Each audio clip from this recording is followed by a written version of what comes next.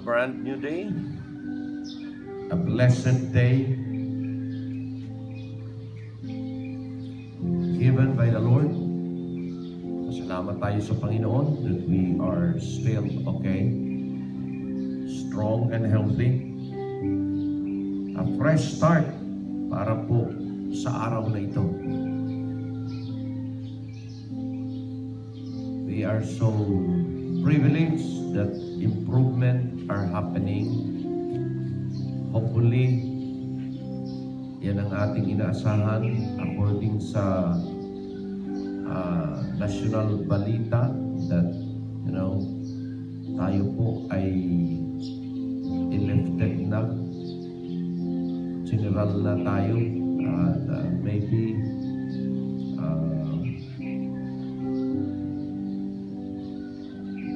magiging maluwag-luwag kahit na paano. We follow the protocol, but we believe that inelected nila ng GCQ ay it will be favorable sa atin. There will be some stores, things na granted na pwedeng maka-open. Salamat sa Diyos that nakarating tayo sa ganito na hindi pa tayo nagkakasakit. Certainly that is God's protection, that is God's will for all of us. Mga mahal kong mga kapitbahay at mga ka-Little Baguio, again, tayo nagpapasalamat sa Diyos at muli nahandog tayo ng isang pananalangin, of course, para sa ating mga pamilya, sa ating mga frontliners, at sa ating pong mga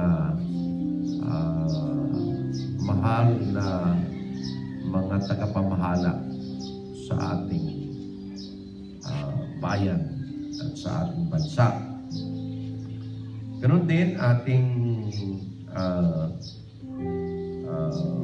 i-feed ang ating mga sarili by the Word of God.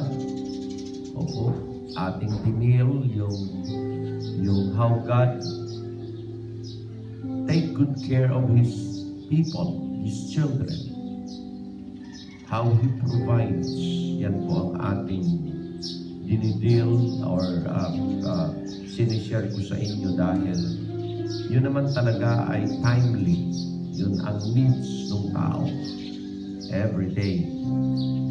At in-emphasize kahapon, dugtungan natin ngayon yung we must consider,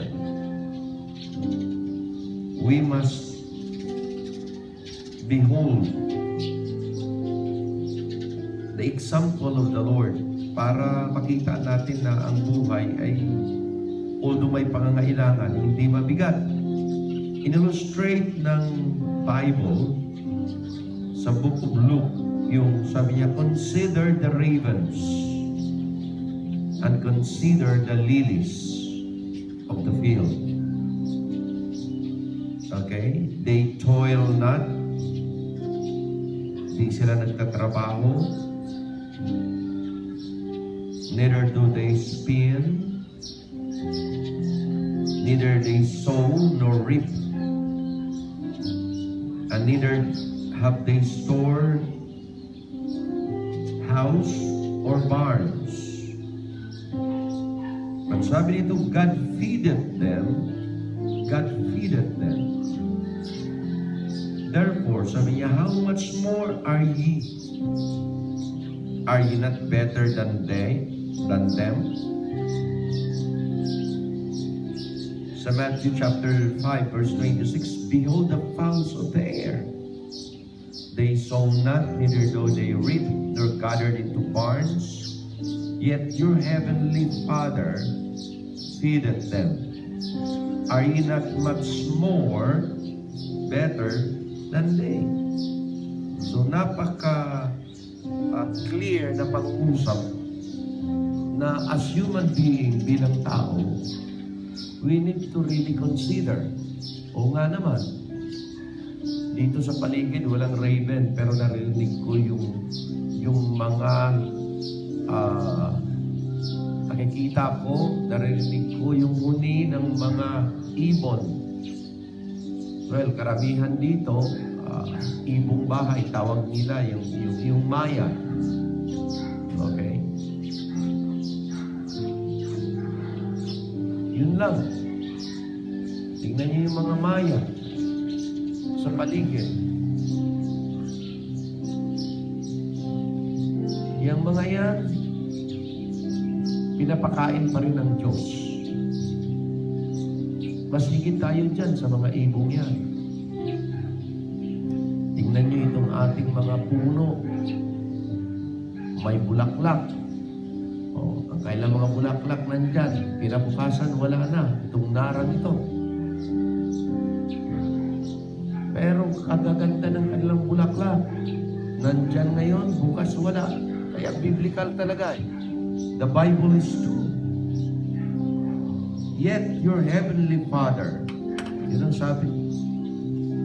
So, ito po ay napakagandang panuntunan natin na ating i-konsidera, ating bigyan ng kapanatagan. Panatag dapat ang ating kalooban at panatag dapat ang ating buhay, because mas gusto ng Diyos i-provide ang ating pangailangan kaysa pangailangan ng mga hayop na to, ng mga ibong ito. Okay? Ang kailangan lang talagang i-consider ng tao, pagiging satisfied in life. Dinil natin kahapon, what is true satisfaction? And true satisfaction sa standard ni God ay napakadaling abutin. Kasi ang sabi niya doon, having food and raiment, let us be content therewith. Okay? Pero ang contentment may kasama godliness.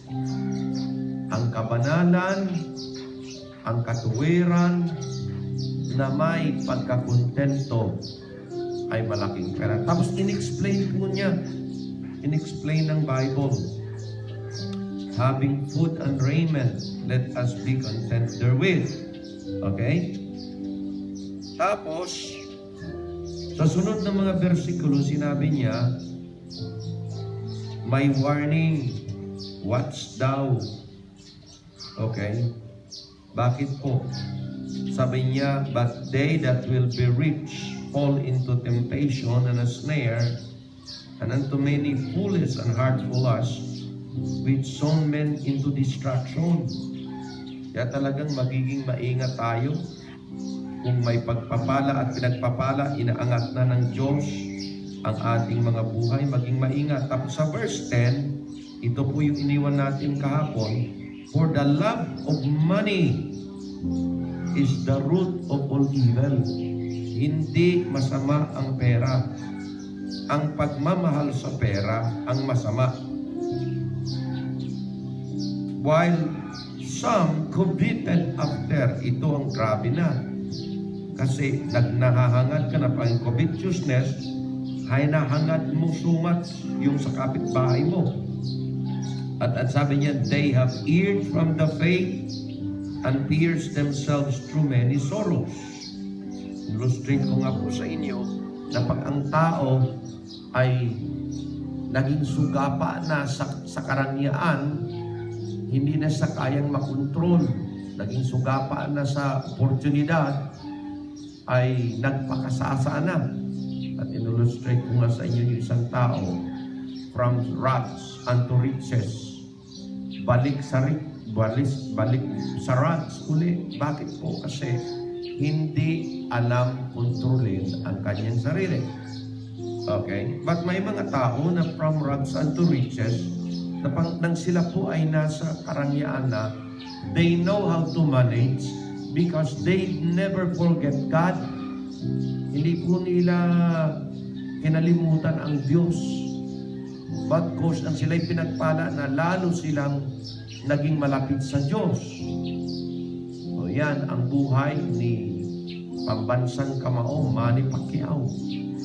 So hindi po nawala ang mga pagpapala kasi alam i-manage. Yun nga, the difference of the poor and the rich is this.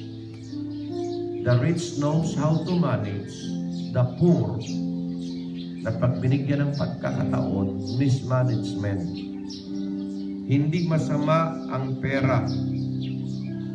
Pero, pag ang pera na ang magkukontrola sa buhay mo dahil minahal mo na siya higit kaysa Diyos, doon napapasama ang buhay. Sabi nila, money is amoral. Anong ibig sabihin ng salitang amoral? It can be used sa bad. It can be used sa good. Yan yung pera. Mayroon pa akong quotation dito na money talks. Okay? Ito po yung pasabi ng pera. Lalong-lalo na sa mga humahawak sa kanya. At lahat po tayo na binigyan ng kahit na kunti o maraming pananalapi, ito po ang sabi diyan, what money says. Pakinggan niyo po. What money says. Dug from the mountainside was in the glen. Servant am I, or the master of men? Steal me, I curse you. Earn me, I bless you. Grasp me and hoard me, a friend shall possess you. Lie to me, die for me, covet me, take me, angel or devil, I am what you make me. I keep strange company in serving life's exchange. I am here today, a holy offering to our risen Lord. But yesterday, I was in a place of vice and crime. My power is terrific. Wherefore I beg you, stamp me by your faith and set me out to task of happiness and peace and life. My use of service is determined by the kind of men who gain me, hold me for a while, and sent me forth into the fields of their desire and aims. Now that I am yours, I beg you, let me serve the best impulses you can feel. I am you. You will be what you make of me. O yun ang sabi ng pera. Nasa sayo. Kung ako ba'y maging anghel sa'yo o demonyo sa'yo. Grabe. Yun sinasabi ng pera. Pero ito maganda. Sabi niya, your investment, your greatest investment should be in the Bible-believing churches, Christian schools, and mission, which further the gospel of the Creator, the Lord of Lords and Kings of Kings in all the world. So, yun ang sabi ng pera. Kaya, nasa sa tao eh. Okay? Now, mayroon po dito, ibigay ko po sa inyo yung tinatawag na warning to those who are planning to get rich. Okay? Charge ito sa mga tao or warning. Okay, ito yan. Warning to those who want to be rich. Warning. Yan po. Bukas, warning naman sa mga mayayaman na. Okay? Ngayon po, yan ang nais kong ibigay sa inyo. Ano ang warning sa hindi pa mayaman? Papunta pa lang doon. Okay? Ito sabi niya sa verse 6. Una, but godliness with contentment is great gain. Ayan.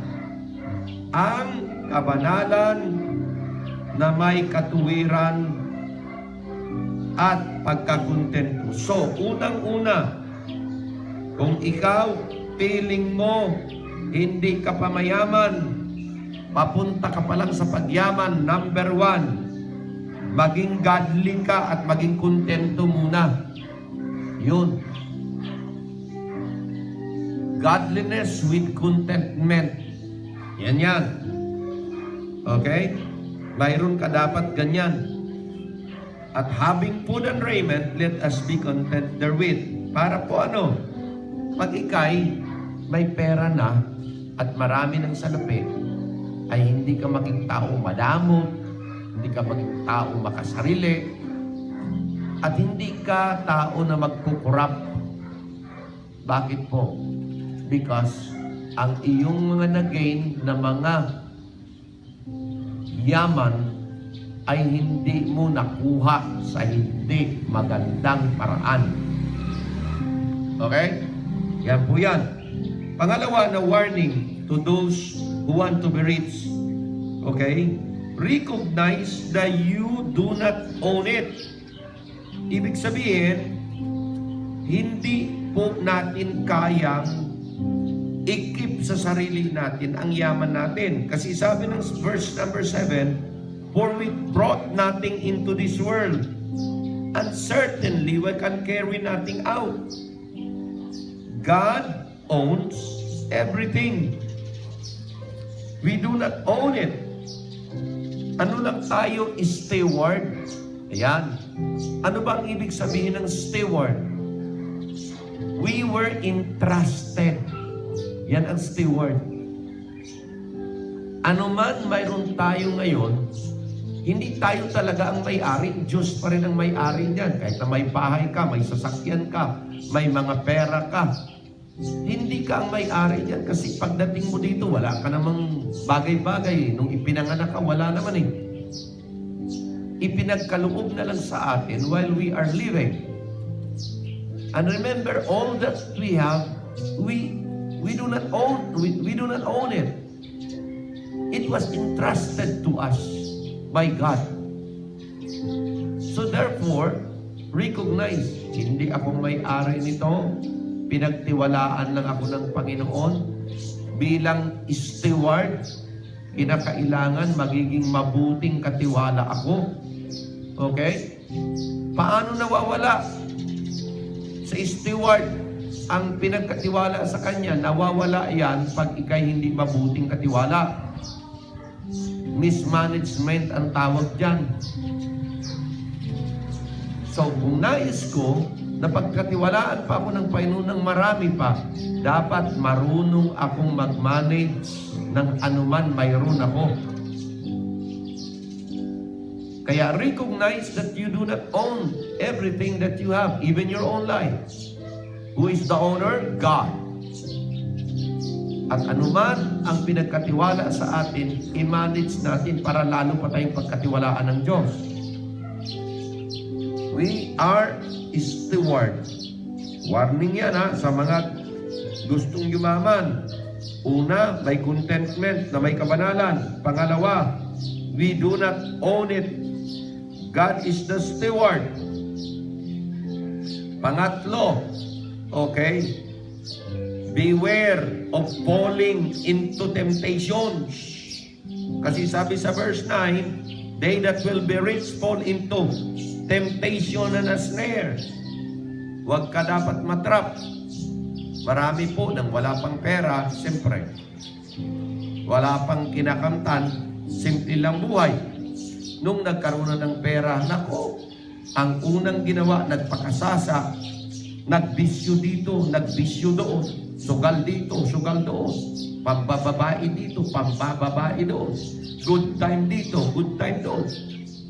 Meron nga po akong dating membro rito come and go sa abroad. Ang kanyang buhay, abroad na. Tapos nang naging mananampalataya, matanda na siya. Ang kanyang bahay, nakapagpagawa ng bahay. May property, yun lang. Tapos, sinabi sa akin, tinanong sa akin, Pastor, bakit ganito? Come-and-go naman ako sa abroad. Okay naman po. Pero ito lang ang aking na-accumulate after na ako'y tumanda na. Sabi ko sa kanya, Brad,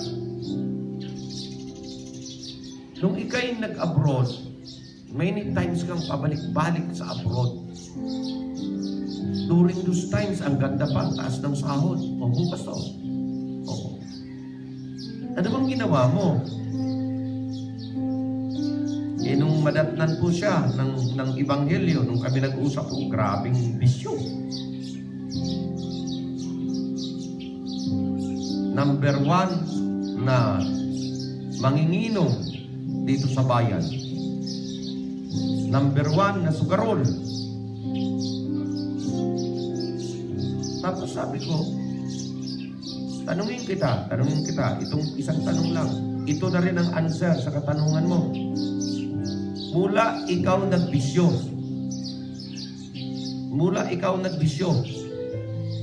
hanggang ngayon na ikay matanda na, magkano ang ginastos mo lahat? Isipin mo. Kailan ka nag-umpisa ng bisyo? Sabi niya, 12 years old pa lang ako. Nagbibisyo na ako. Okay? Sama-samahin mo yung ginastos mo sa lahat ng bisyo mo, magkano? Tagal po siyang nagsagot. Matagal na sumagot. Nang sumagot, ito sabi niya lang sa akin, nagulat ako. Sabi niya, kung lahat ng ginastos ko sa bisyo ko, mula 12 years old ako hanggang ngayon, ay inipon ko. Number 1, akong mayaman, isa ako sa pinakamayaman dito sa bayan ng Concepcion. Sabi ko, ang tindi naman. Ibig sabihin, lahat ng pinagtrabahuan mo mula noon, galing abroad. Opo, Pastor, kasi ang ginagawa namin noon, pag ako galing ng abroad, para akong one day millionaire. Tawagin ko lahat ng mga kaibigan ko, tawagin ko lahat ng mga party dito, party doon. Pagkatapos, hindi pa kami kontento dito sa party sa bahay. Lalabas pa kami. Party ng mga kaibigan ko. Ako taya. Pero Pastor, ang pinagtrabahuan ko ng 3 taon. 1 buwan lang, ubos na. Ganun ka pa sa abroad? Ganun? Ganun talaga, Pastor. Wala ka kasi sa Panginoon eh. Kaya laking pagsisisi ko, sana nadatnan ako ng Ebanghelyo. Nadatnan sana ako ng salita ng Diyos. Bago nangyari ang lahat, naturuan mo sana ako. Ganun lang eh. You see, nasa sa atin kung paano natin i-handle ang pagpapala ng Diyos sa buhay. Bawat isang tao naman, binibigyan ng Diyos ng pagkakataon eh. Binibigyan ng Diyos ng pagkakataon na ang kanyang buhay umunlad. But nasa sa kanya, paano niya i-manage kung ang pagkakataon na yan ay kanyang gamitin sa mabuti that it will last long sa kanyang buhay at mamanahin pa ng kanyang mga anak, or ang kanyang oportunidad na binigay ng Diyos sa kanya ay hindi niya i-manage well, at ang mga pera at mga pagpapalang ipinagkaloob sa kanya ay napunta lang sa luho ng katawan at bisyo sa mundo na pagkatapos ay wala din nangyari. Mga minamahal kong mga kapitbahay, money is amoral. You can use it for good, you can use it for bad. It's up to you. Kaya sabi niya, love of money is the root of all evil. Warning sa mga gustong yumaman. Number 1, matuto ka dapat una maging kontento. Pangalawa, i-recognize mo katiwala ka lang ng Diyos. Pangatlo, pag ikay yumaman, maraming tukso, ang trap ng demonyo. At pang-apat, ingatan mo, baka ikaw mapapunta sa mga iba't ibang tukso na ikakasira ng iyong buhay, ikakasira ng iyong pamilya. At verse 10 na warning, huwag mong mahalin ang pera higit kaysa Diyos. The love of money is the root of all evil. Ang sabi diyan, dapat mahalin mo ang Diyos at ang pera dapat ay kontrolado mo. Yan po yung mga warning sa mga gustong magkaroon ng pera. Okay? Bukas, isishare ko po sa inyo warning sa mga may pera, sa mga may kaya na. Kaya po ang Bible kumpleto eh. Ang Bible po kailanman ay hindi nagsisinungaling. Nagtuturo ito ng realidad ng buhay natin. Na pag sinundan natin ang prinsipyo ng salita ng Diyos, kailanman hindi tayo mapariwara. Pero pag wala ang salita ng Diyos sa buhay natin, diyan maraming tao ang maraming kakulangan. Hindi niya mapagsisihan, later na lang na nasayang na ang lahat. Lagi kong sinasabi, ako bilang inyong lingkod, bilang lingkod ng Diyos, what I can share to you is just an early warning, caution mula sa salita ng Diyos. Yun lang magagawa ko. Bigyan ka ng paalaala, bigyan ka ng warning. Yan ang sabi ko sa mga membro ko. Nag-aaral ako ng salita ng Diyos for you to be cautioned, to be warned. Baka ito na ang tinatahak mong daan at papunta ka na sa kasamaan ay hindi. Nandito salita ng Diyos. Kaya lagi ang pagtuturo ng pagtuturo ay sa Diyos lagi. Malapit dapat sa Diyos. Hindi dapat malayo. Sa salita ng Diyos dapat tumuon, sumunod sa salita ng Diyos. Kasi yan din ang buhay ko.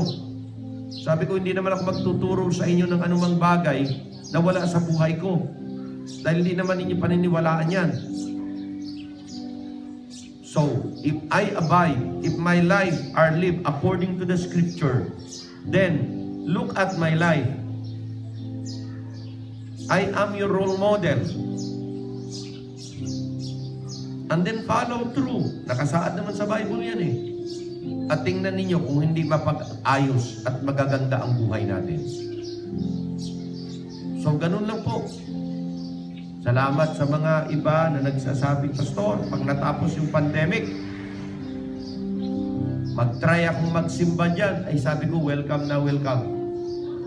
Hindi naman ibig sabihin, pag sumamba kayo, ay membro kayo ng Baptist. Hindi naman eh.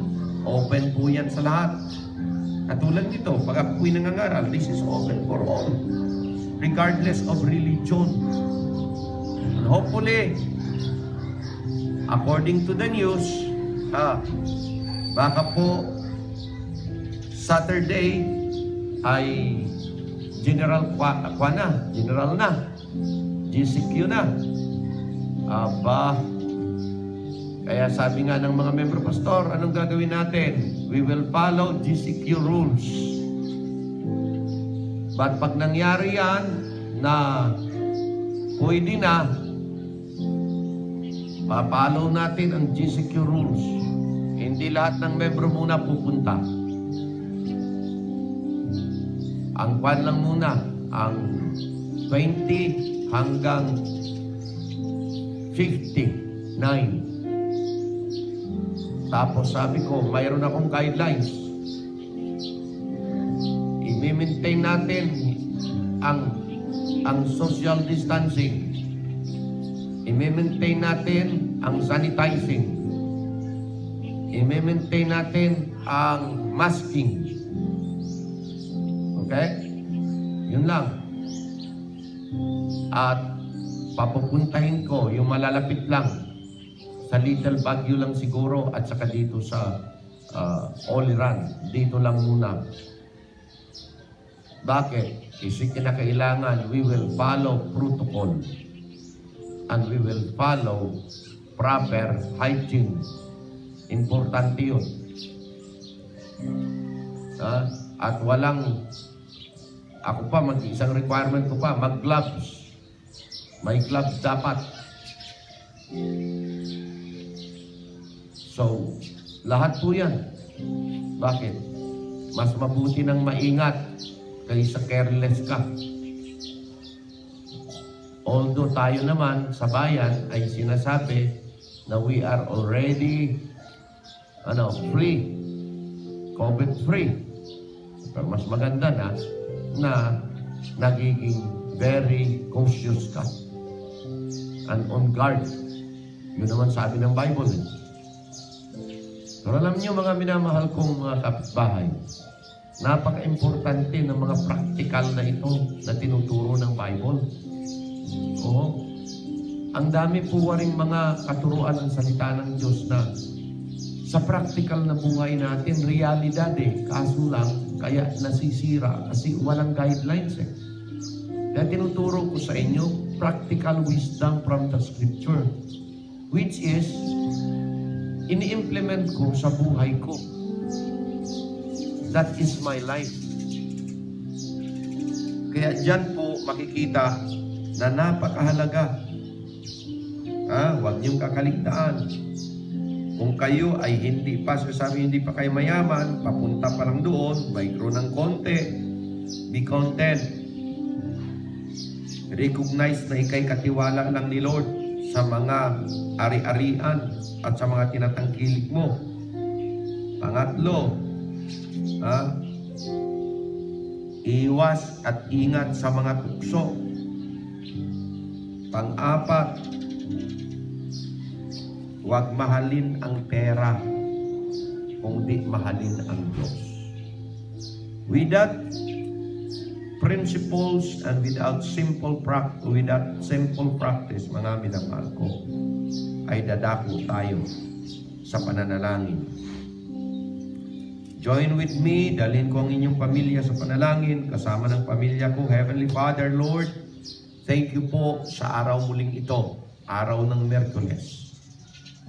So good so far.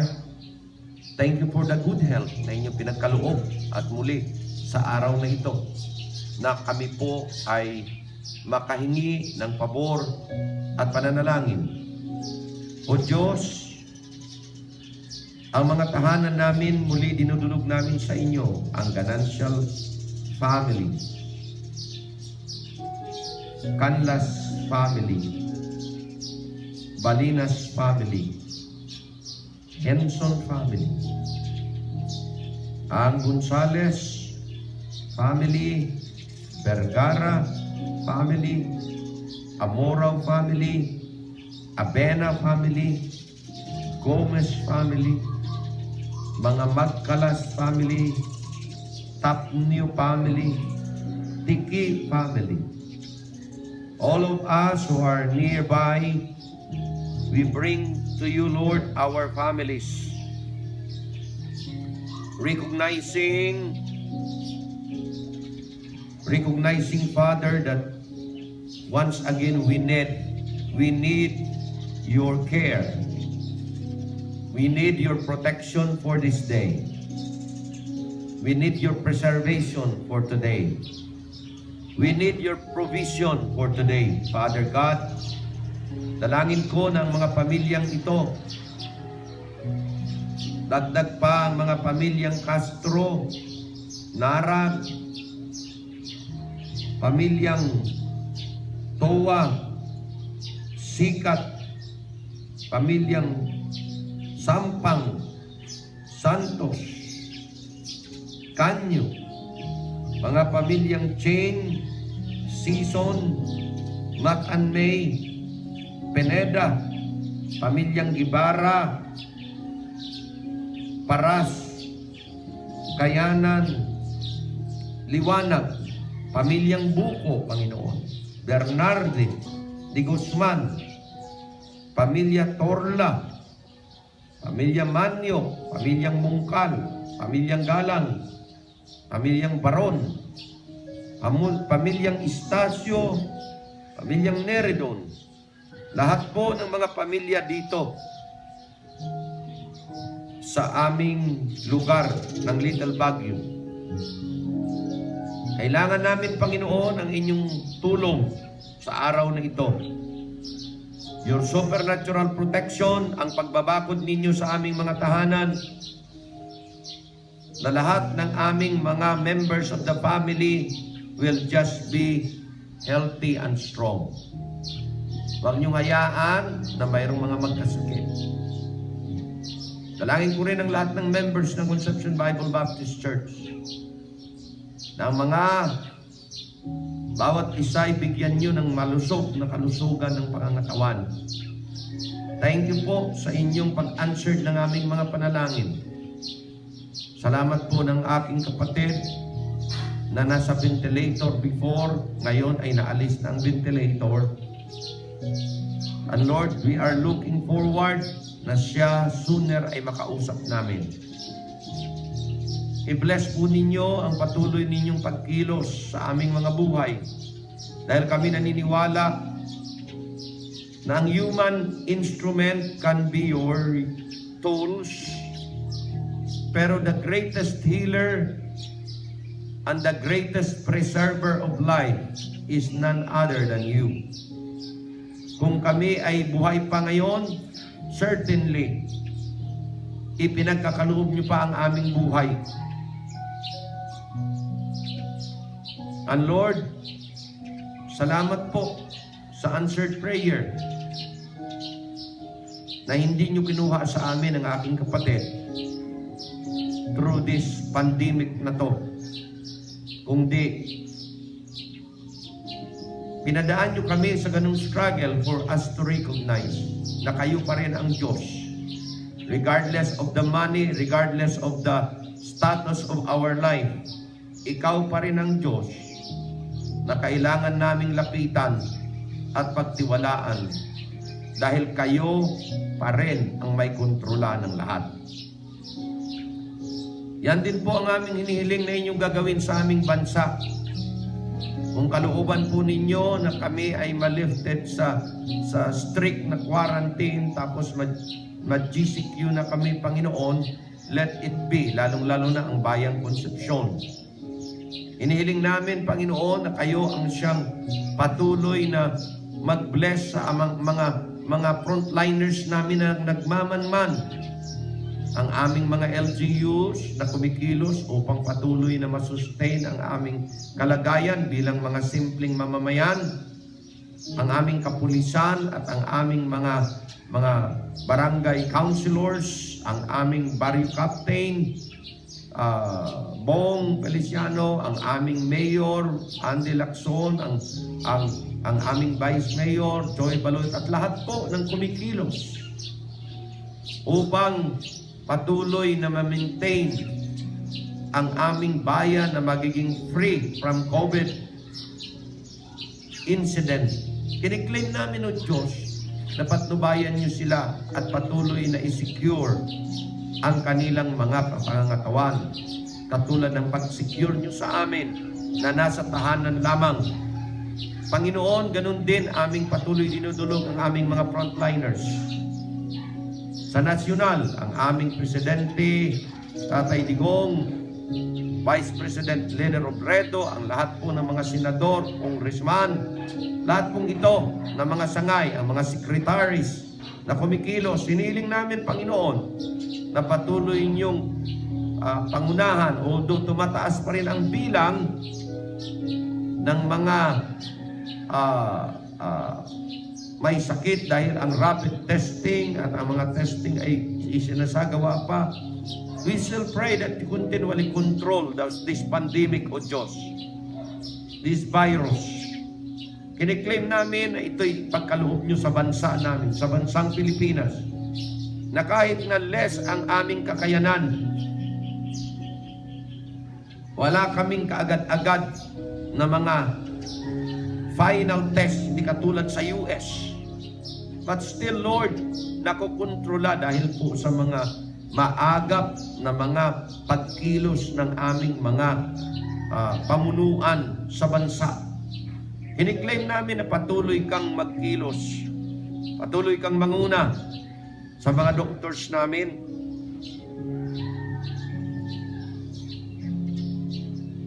sa mga frontliners namin na yan, kumikilos po para sa aming mga pasyenteng may sakit.